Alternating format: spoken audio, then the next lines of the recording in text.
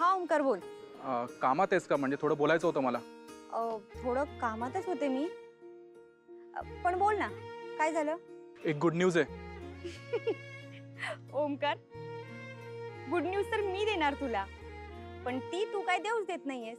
झालं का तुझं सुरू? हा, तुला जर का हेच बोलायचं असेल ना सारखं सारखं, तर ठेवतो मी फोन. ए सॉरी सॉरी सॉरी सॉरी, मस्करी केली रे. बोल, काय गुड न्यूज आहे? अगं, काल अधिपती आणि वहिनी भेटले. ओमकार, आज 1 एप्रिल नाहीये आणि मी तुझ्यासारखी फूल पण नाहीये. झाले का तुझे तेच तेच पांचट जोक सुरू? तू पण तर जोकच केलास ना, भाऊजी आणि वहिनी भेटले म्हणून. अगं, मी खरंच बोलतोय. खरंच? माझा नाही विश्वास बसत. का? अरे का काय, त्यांची भेट व्हावी म्हणून आपण एवढी धडपड करतोय, पण त्यांची भेट काय होत नाही आणि आता अचानक त्यांची भेट झाली. कसा विश्वास बसणार? अगं, तुझी शपथ खरंच बोलतोय ग मी. तुला कोणी सांगितलंय? अगं, मला स्वतः अधिपतीने सांगितलं. काल ना त्याला फुलपगार सरांनी शाळेमध्ये बोलवलं होतं. तिकडे त्याची आणि वहिनींची भेट झाली. अरे वा वा, देवच पावला. त्यांच्यात बोलणं झालं का? भांडण मिटलं ना त्यांचं? वहिनी गेल्या का घरी परत? अगं, जरा सावकाश ब्रेक मार. किती प्रश्न विचारशील एकाच वेळी?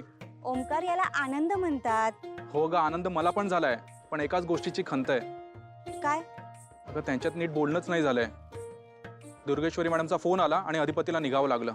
या दुर्गेश्वरी मॅडम पण ना, रंगपंचमीच्या दिवशी त्यांच्या आयुष्यात पुन्हा नव्याने रंग भरले असते, पण दुर्गेश्वरी मॅडमने तेही उधळून लावले. हो ना. पण ते दोघं भेटले हेच खूप झालं. यातच समाधान. खरं आहे ग तुझं. खूप खुश होता तो. भाऊजी खुश होते म्हणजे वहिनी पण खुश असणार.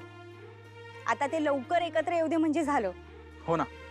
ओमकार, तू एक काम कर, काही करून अधिपती भाऊजींना वहिनीनं भेटण्याची गळ घाल. हवं तर तू एक्स्ट्रा काम कर, पण असं काहीतरी कर की भाऊजी आज वहिनींना भेटले पाहिजे. सतत त्यांच्या मागे लाग आणि त्यांना कन्व्हिन्स कर की वहिनींना भेटा म्हणून. चालेल, मी त्याला कन्व्हिन्स करतो तसं. आज जर परत ते दोघं भेटले ना, तर माझ्याकडून पार्टी. होय. बाय. बाय.